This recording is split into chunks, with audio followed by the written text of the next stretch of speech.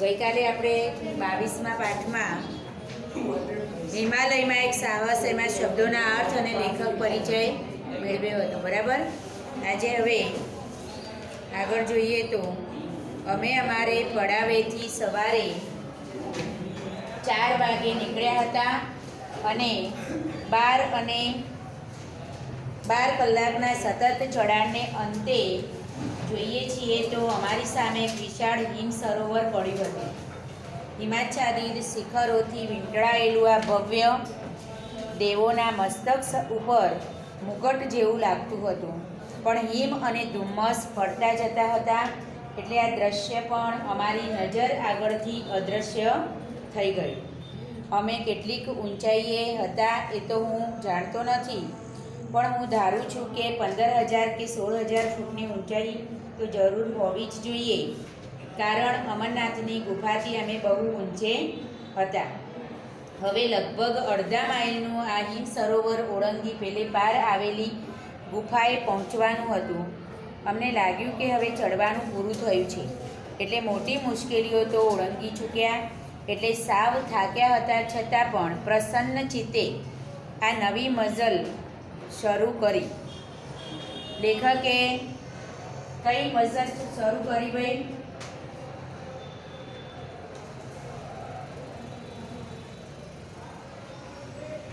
બોલતો, જવાબ આપતો.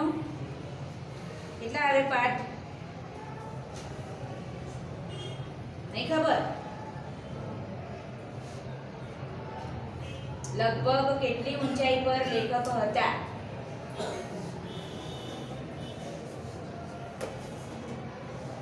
ઉઠાણ બધું સરખું કરવા રહીએ ને એટલે એવું થાય, બધું જતું રહેવું પડે.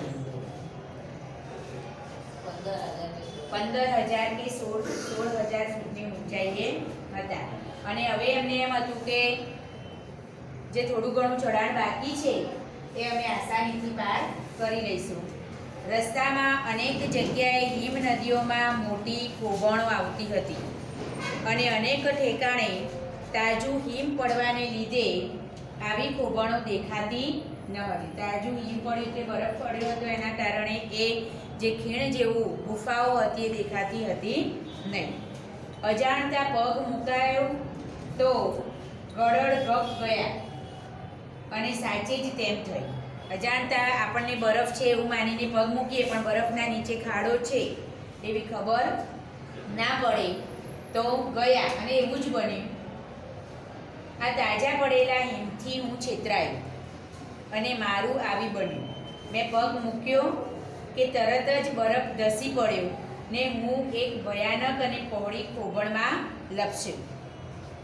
આ ખોભણ તો એક ભયાનક ઊંડી ખાઈ હતી, અને એમાં જે ગયો તે યુગોના યુગો સુધી ત્યાં સુરક્ષિત રીતે દટાઈ રહે એ વિશે કશી જ શંકા નહોતી.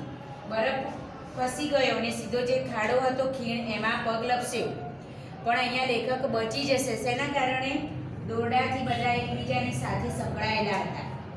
દોરડું એમને જે બાંધેલું હતું એકબીજાને પકડીને દોરડાના સહારે બધા જતા હતા, એટલે લપસી પડે તો એ દોરડાને તો લટકી જ રહે. એટલે જો એમાં જે જાય તો વર્ષો સુધી એમાં જ દટાઈ રહે, એમાંથી એને કોઈ કાઢે જ નહીં, એમાં કોઈ શંકા નહોતી એમ કહે છે. પણ પેલા દોરડાએ મને પકડી રાખ્યો. ખોભણની એક બાજુએ હું વળગી રહ્યો અને મને ખેંચી કાઢવામાં આવ્યો. આથી અમારા હાંજા ગગડી તો ગયા જ, છતાં અમે અમારી કૂચ ચાલુ રાખી. પણ આ ખોભણોની સંખ્યા અને વિશાળતા વધતી જતી હતી. જે અડધી મજલ બાકી હતી એમાં ખોભણો ખીણો વધારે હતી, એટલે અને અમારી પાસે આમાંની કેટલીકને ઓળંગવાની સાધન સામગ્રી રહ્યા ન હતા. કેટલીક ખોભણો પાર કરવા માટે અમુક સાધનોની જે જરૂર પડે એમની પાસે હતી ને, એટલે સાધન સામગ્રીને અભાવને કારણે તેમને જે મંજિલ સુધી પહોંચવાનું હતું ત્યાં પહોંચી શક્યા નહીં. એટલે આખરે થાકી પાકી સાવ નિરાશ થઈ અમે પાછા ફર્યા અને અમરનાથની ગુફાના દર્શન કરવાના રહ્યા તે રહ્યા છે. એટલે અમરનાથની ગુફાના દર્શન કરવાનું જે વિચાર્યું હતું એ પૂર્ણ કરી શક્યા નહીં. ત્યાંથી એમને પાછા ફરવું પડ્યું. કેમ પાછા ફરવું પડ્યું? પાછળ હનીફ અમરનાથની ગુફા સુધી લેખક કેમ પહોંચી ન શક્યા?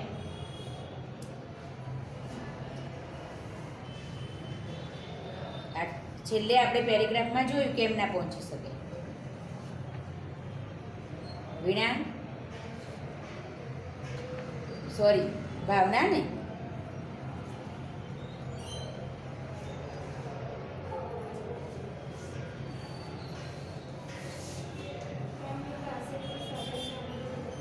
અમુક ખોબણો પાર કરવા માટેની સાધન સામગ્રી એમની પાસે હતી નહીં, એટલે સાધન સામગ્રીના અભાવને કારણે તેઓ એટલે સુધી જેમ તેમ કરીને પહોંચ્યા, છતાં ગુફા સુધી ન પહોંચી શક્યા. કાશ્મીરના ઊંચા ગિરિવરો અને ખીણો ઉપર હું એટલો બધો મુગ્ધ હતો કે પાછા તરત ત્યાં જવાનો મેં નિશ્ચય કર્યો. અનેક પ્રવાસના ઘાટ ગળ્યા. આમાંનો એક તો તિબેટના અલૌકિક સરોવર માનસરોવરની અને પાસે જ આવેલા હિમાચ્છાદિત કૈલાસની યાત્રાનો વિચાર હતો. એ વિચાર માત્રે હું આનંદથી ઉભરાતો. એ વાતને તો 18 વર્ષ થયા, છતાં આજે પણ કૈલાસ અને માનસરોવરથી હું એટલો ને એટલો જ દૂર છું. હું તો અનેકવાર કાશ્મીર જવાની ગણ્ય ઈચ્છા છતાં કદી પાછો કાશ્મીર જઈ શક્યો જ નથી અને રોજ રોજ રાજકાજના ને લોકસેવાના વમળમાં વધારે ને વધારે ગુંચાતો ગયો. એકવાર આપણને જે તક સાંભળે છે એ તકને આપણે ઝડપી લેતા નથી, તો ક્યારેક ક્યારેક એવું બને કે આપણે આપણા કામમાં એટલા વ્યસ્ત બની જઈએ કે ઈચ્છવા છતાં ફરીથી આપણે એ સ્થળ જે તક મળી હતી ને ગુમાવી ત્યાં ફરી પાછા જઈ શકીએ નહીં અને આપણા એ સપનું માત્ર સપનું જ રહી જાય. તો અહીંયા પણ એમને અમરનાથની ગુફાના દર્શને જવાનું સ્વપ્ન જ રહી જાય છે. રાજકારણમાં અને લોકસેવામાં એટલા અટવાઈ ગયા કે ફરી તે ત્યાં જઈ ન શક્યા. ગિરિવરો ચડીને અથવા દરિયા ઓળંગીને મારી પ્રવાસ લાલસા તૃપ્ત કરવાને બદલે ઝેર જાત્રાથી મારે તે તૃપ્ત કરવી પડી. સ્વતંત્રતા સંગ્રામમાં જોડાયા પછી ગિરિવરો ફરવાની ને જુદા જુદા સ્થળો મનોહર સ્થળો માણવાની ને જે ઈચ્છાઓ હતી એ ઈચ્છાઓ એમને અધૂરી રહી ગઈ અને મોટાભાગેનો સમય એમના જીવનનો જેલમાં વિતાવવો પડ્યો અને જેલ યાત્રાથી મારે એ તૃપ્ત કરવી પડી છે. અને છતાં એવા પ્રવાસોના ઘોડા હું ઘડ્યા જ કરું છું, છતાં સપના તો જોયા જ કરું કે આવા પ્રવાસો મને કરવા મળે એમ. એ આનંદ જેલમાં પણ કોણ લઈ શકે એમ છે. જેલમાં બેઠા બેઠા પ્રવાસ આ કરીશ તો આમ થશે તેમ થશે, એના આનંદ હું લઈ કોઈ લે કે ના લે, હું તો લેતો જ હતો એમ. કોણ લઈ શકે તેમ છે. અને જેલમાં બીજું કરવાનું પણ શું હોય? બેઠા બેઠા શું કરવાનું હોય? સપના જ જોવાના હોય. આમ તો જેલમાં હોય એટલે તમને દુઃખ હોય કે હું આ 4 દિવાલની અંદર પુરાઈ રહ્યો છું એવું, પણ જવાહરલાલ નહેરુને એવું છે નહીં. અંદર જેલમાં બેઠા બેઠા એ ફ્રી જ છે એટલે સપના જોયા કરે છે, મનોહર સ્થળોએ ફરવાના અને આનંદ લે છે. અને જેલમાં બીજું કરવાનું પણ શું હોય? એટલે હજી હું એ દિવસના સ્વપ્ના જોઉં છું કે જ્યારે હિમાલયમાં રખડતો માનસરોવર અને કૈલાસના દર્શનના મારા મનોરથ હું પૂરા કરી શકીશ. દરમિયાન જીવનની પળો ઝપાટા બંધ વહી જાય છે.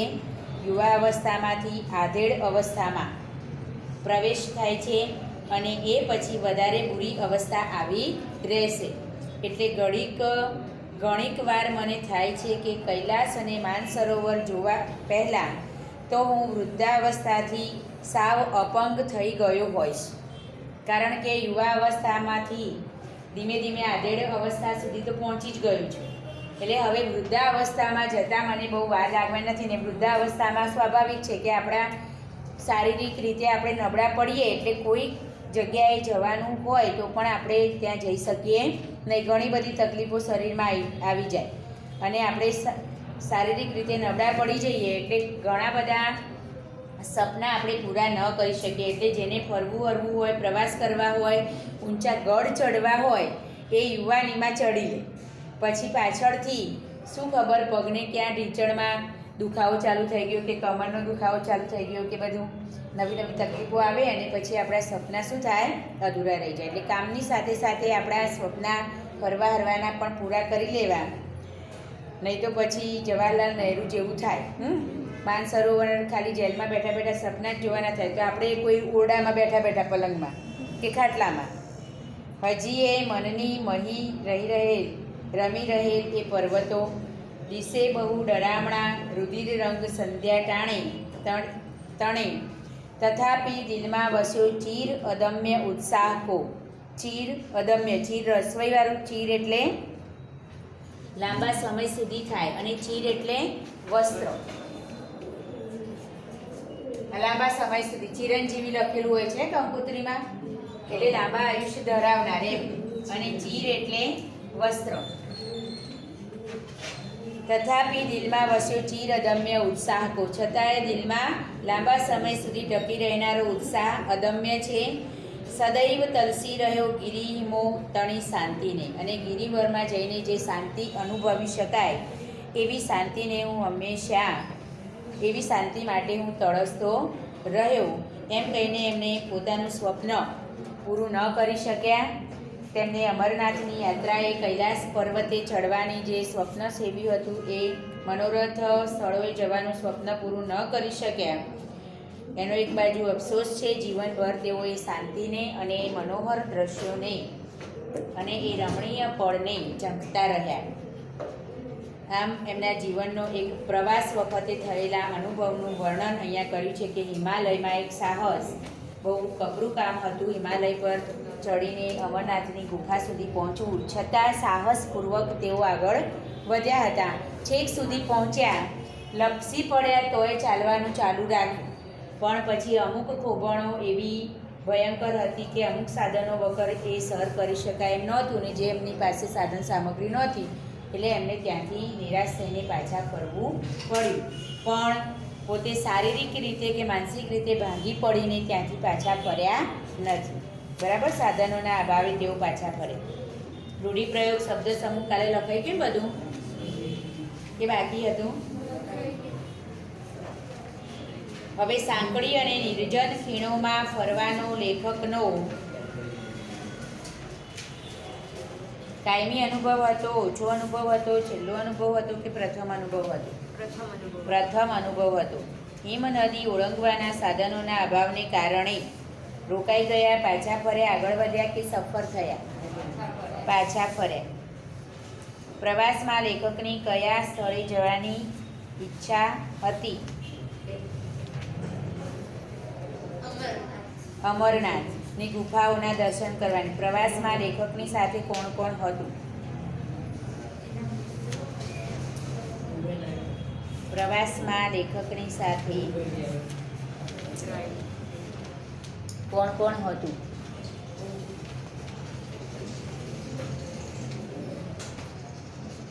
કોણ કોણ હતું છોકરાઓમાં? લે, પ્રશ્ન જ નહીં ખબર તને? પ્રવાસમાં લેખકની સાથે કોણ કોણ હતું? બોલ સંજય. કે પાઠ ના ભણે તું? પલક એનો ભાઈ પિતરાય ભાઈ અને ભરવાડ ભૂમિયા તરીકે લીધો હતો અને એક નાની ટુકડી. ચલો લખો પ્રશ્નો હવે.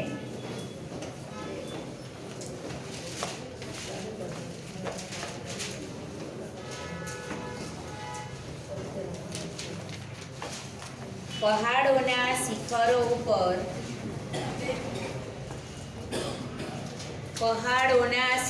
ઉપર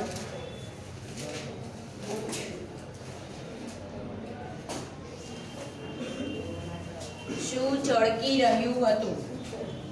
પહાડોના શિખરો ઉપર શું ચળકી રહ્યું હતું?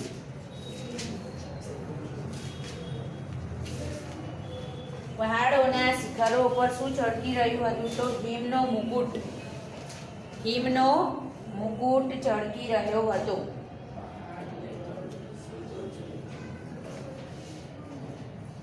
હિમનો મુકુટ ચળકી રહ્યો હતો.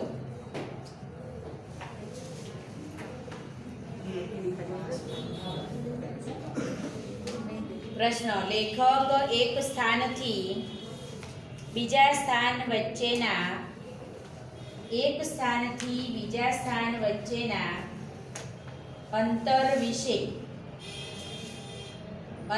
વિશે શાથી છેતરાતા હતા? લેખક એક સ્થાનથી બીજા સ્થાન વચ્ચેના અંતર વિશે શાથી છેતરાતા હતા? શું વચ્ચે? વચ્ચેના અંતર વિશે શાથી છેતરાતા હતા? તો જવાબ છે મધુર તડકાને અને હવાને કારણે. મધુર તડકાને હવાને કારણે.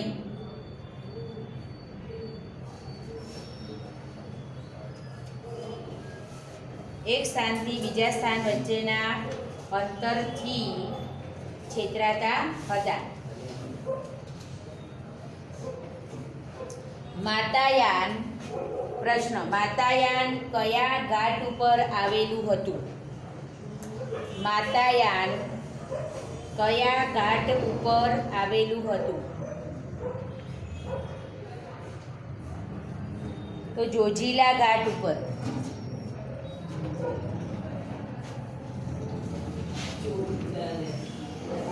જોજીલા. માતાયાન જોજીલા ઘાટ ઉપર આવેલું હતું.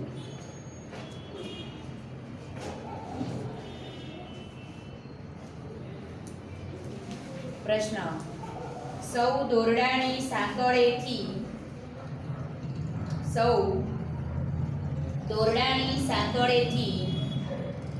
એકબીજા સાથે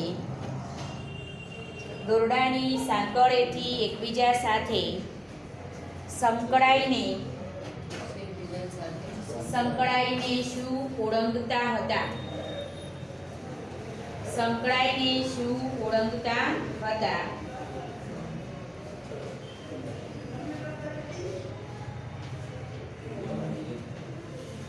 તો દોરડાની સાથે સંકળાઈને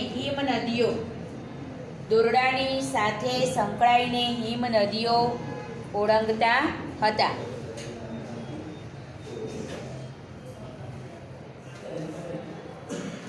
પ્રશ્ન, 12 કલાકના સતત ચઢાણને અંતે 12 કલાકના સતત ચઢાણને અંતે એમણે કયું સરોવર જોયું?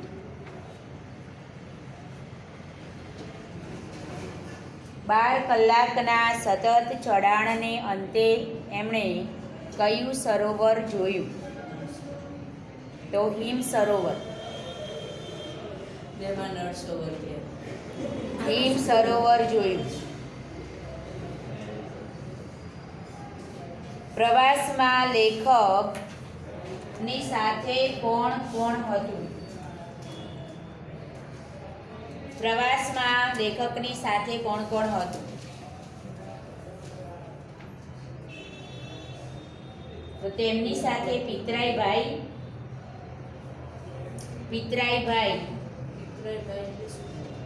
કાકા બાપાના દીકરા તેમજ મજૂરો સાથે નાની ટુકડી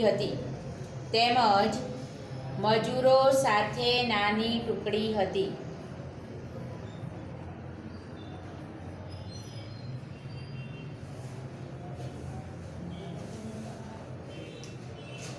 પ્રશ્ન, ભયાનક અને લાંબી ખોભણમાં લેખક શાથી છેતરાયા? ભયાનક અને લાંબી ખોભણમાં લેખક શાથી છેતરાયા?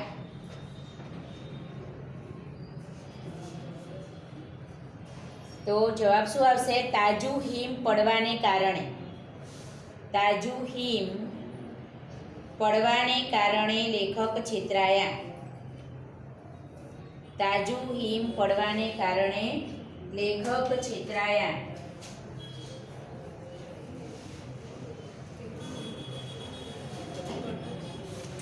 પ્રશ્ન, ગિરિવરો ચડીને અથવા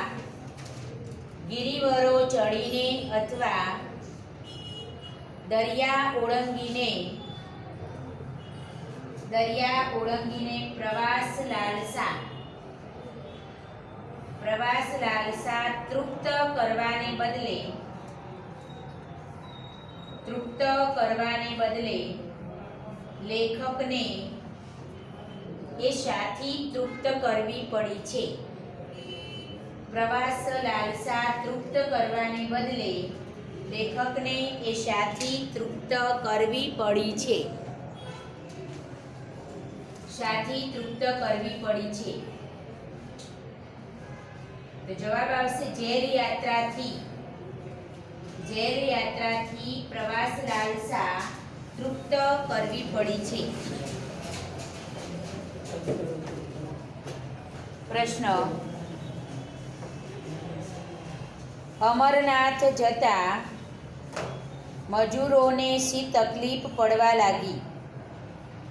અમરનાથ જતા મજૂરોને શી તકલીફ પડવા લાગી?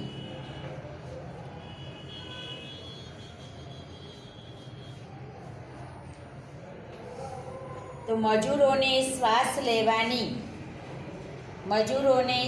લેવાની તકલીફ પડવા લાગી.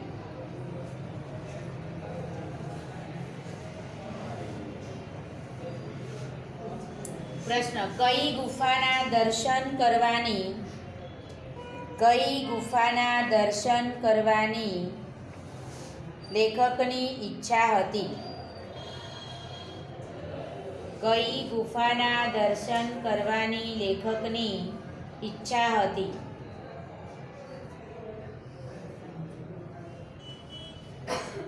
તો અમરનાથની ગુફાના દર્શન કરવાની ઈચ્છા હતી.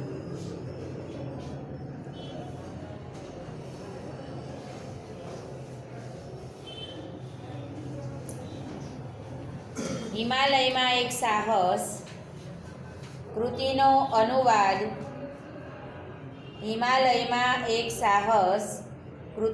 અનુવાદ કઈ ભાષામાંથી કરેલો છે?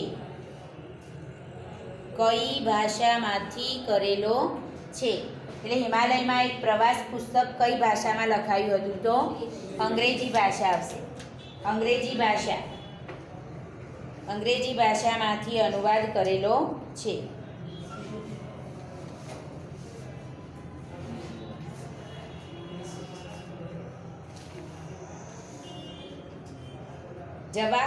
જવાહરલાલ નહેરુના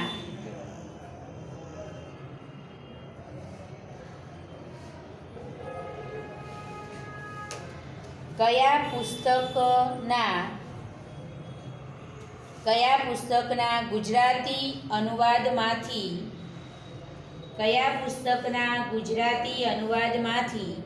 આ પાઠ લીધેલો છે?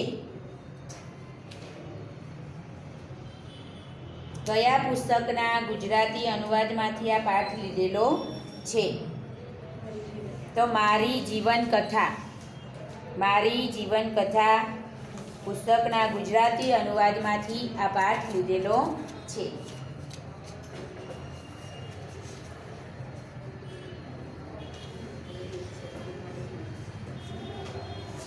પ્રવાસમાં લેખકની કયા સ્થળે જવાની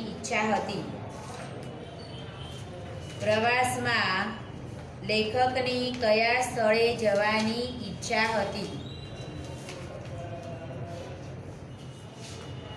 તો માનસરોવર જવાની ઈચ્છા હતી.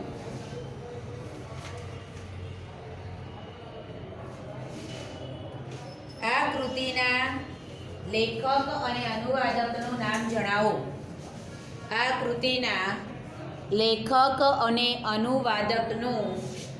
જણાવો. તો લેખકનું નામ જવાહરલાલ નહેરુ અને અનુવાદક છે મહાદેવભાઈ દેસાઈ.